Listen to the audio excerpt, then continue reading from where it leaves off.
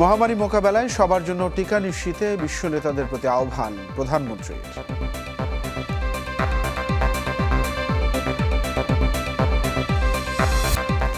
অনিয়মে ডুবছে জনতা bank, ভুয়া রপ্তানি বিল ক্রয়ে দায় নিতে হবে বোর্ডকে।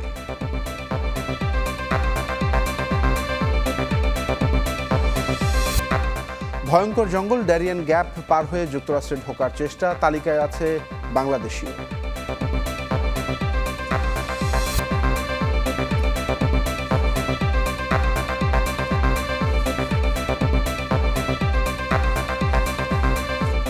দর্শক শুভেচ্ছা, আমন্ত্রণ জানাচ্ছি চ্যানেল 24 সকাল 10টার খবরে। শুনছিলেন সিলন ফ্যামিলি ব্লেন্টি শিরোনাম, সাথে আছি আমি তানফির আহমেদ।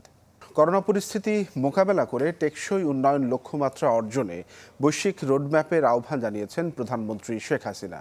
নিউ ইয়র্কে সাস্টেইনেবল ডেভেলপমেন্ট সলিউশনস নেটওয়ার্কের ভার্চুয়াল বৈঠকে যোগ দিয়ে তিনি সবার জন্য করোনার টিকা নিশ্চিতের আহ্বান জানান। এ সময় বাংলাদেশকে এসডিজি প্রোগ্রেস অ্যাওয়ার্ড দেয়া হয়। They cannot buy vaccines, so it should make available to them. Developed country and rich country can come forward.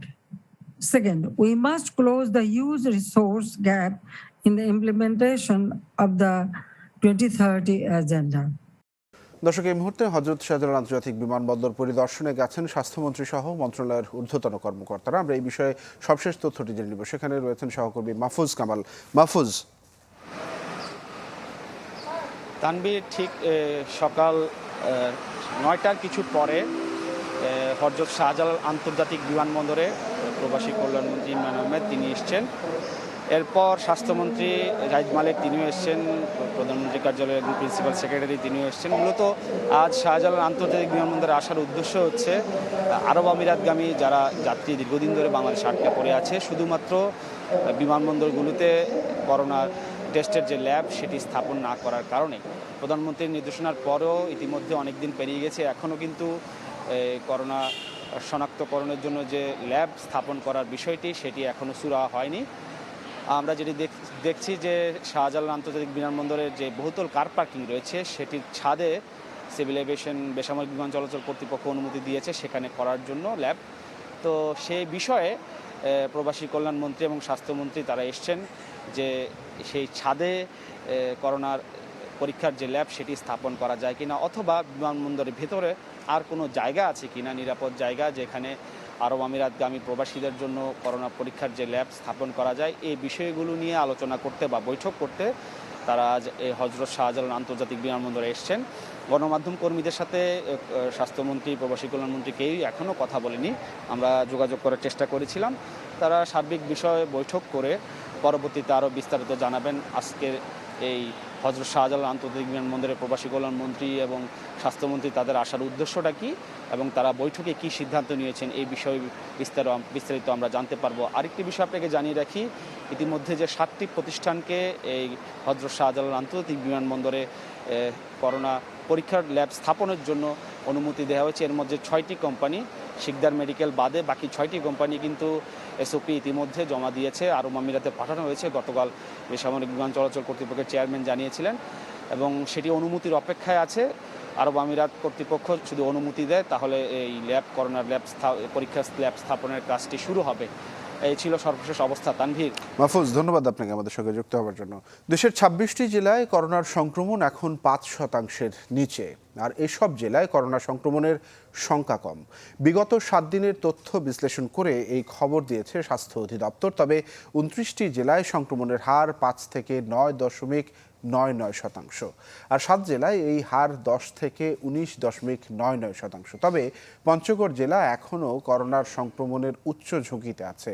এই জেলায় করোনা সংক্রমণের হার 20%-এর উপরে। এছাড়া অধিদপ্তর বলছে দেশের মোট জনসংখ্যার 13% মানুষকে করোনার টিকা দেওয়া হয়েছে, আর এর মধ্যে 9% মানুষ পেয়েছেন টিকার দ্বিতীয় ডোজ।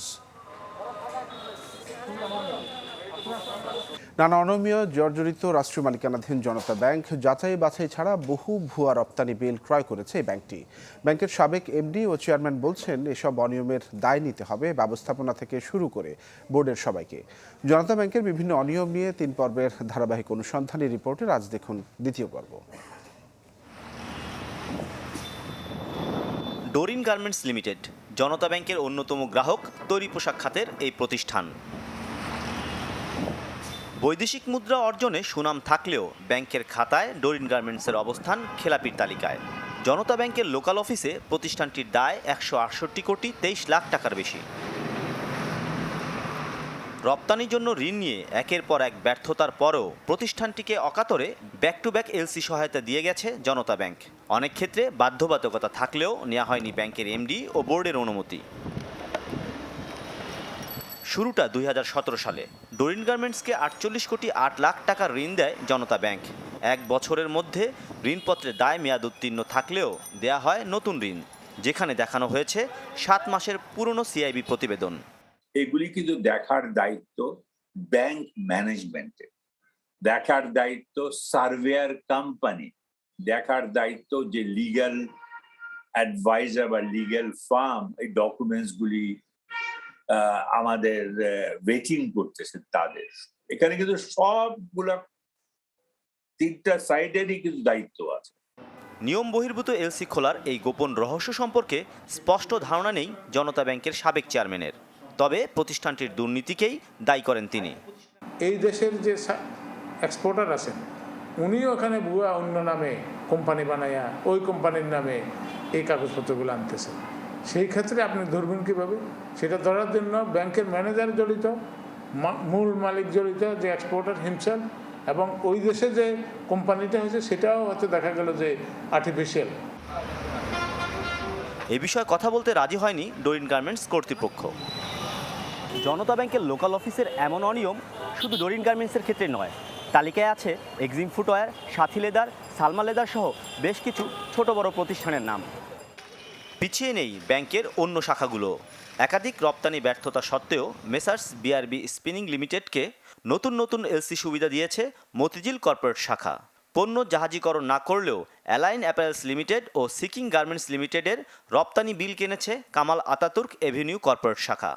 আপনি কন্টিনিউয়াসলি করে যাবেন, একটা হলে সেটা ভুল, দুইটা হলে বুঝতে হবে যেখানে আপনার কোনো ইন্টেনশন আছে, 3টা হলে বুঝতে হবে আপনি ইচ্ছাকৃতভাবে কন্টিনিউয়াসলি এগুলো করছেন। তো সেক্ষেত্রে মনিটরিং সুপারভিশনেরও একটা দায় দায়িত্ব এসে যায়। এসব অনিয়মের বিষয়ে কথা বলতে রাজি হয়নি ব্যাংকের ব্যবস্থাপনা পরিচালক।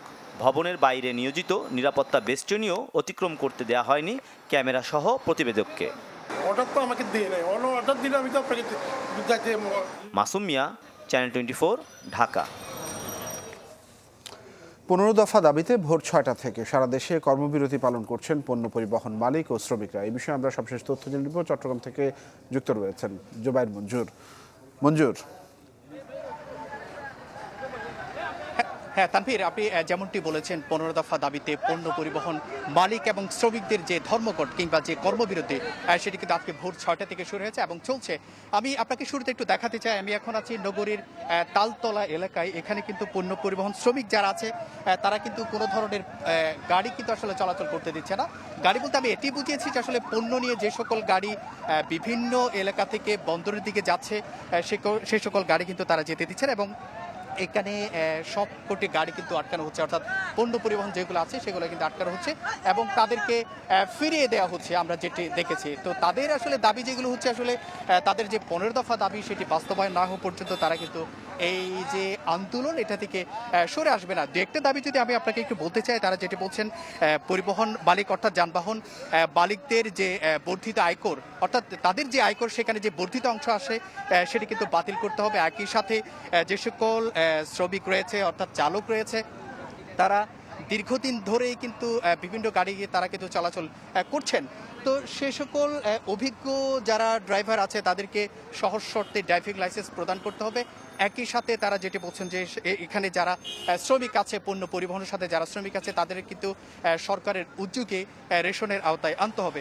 তো এইসব দাবিতেই কিন্তু আসলে তারা যে কর্মবিরতি সেটি পালন করছেন এবং তারা স্পষ্ট ভাষায় বারবার বলছেন যে আমরা সরকারকে বিভিন্ন সময় তাগাদা দিয়েছি কিংবা যারা সংশ্লিষ্ট কর্তৃপক্ষ আছে তাদেরকে বিভিন্ন সময় তাগাদা দিয়েছি, কিন্তু তারা সেটা আমলে নিচ্ছে না, যার কারণে আসলে বাধ্য হয়ে তারা এই যে 72 ঘন্টার যে কর্মবিরতি কিংবা ধর্মঘট সেটি চালিয়ে যাচ্ছেন এবং এটি অব্যাহত থাকবে বলে তারা আমাদেরকে জানিয়েছেন। তো এই ছিল চট্টগ্রাম থেকে আমার কাছে আপাতত সর্বশেষ। তানভীর, মঞ্জুর, আপনাকে ধন্যবাদ আমাদের সঙ্গে যুক্ত হওয়ার জন্য। দর্শক, এই ছিল চ্যানেল 24 এর সকাল দর্শক খবরে এতক্ষণ সঙ্গে থাকবার জন্য আপনাদের সবাইকে অনেক ধন্যবাদ। করোনার এই দুঃসময়ে মনে করিয়ে দিব, অবশ্যই মাস্ক পরুন, সুস্থ থাকুন।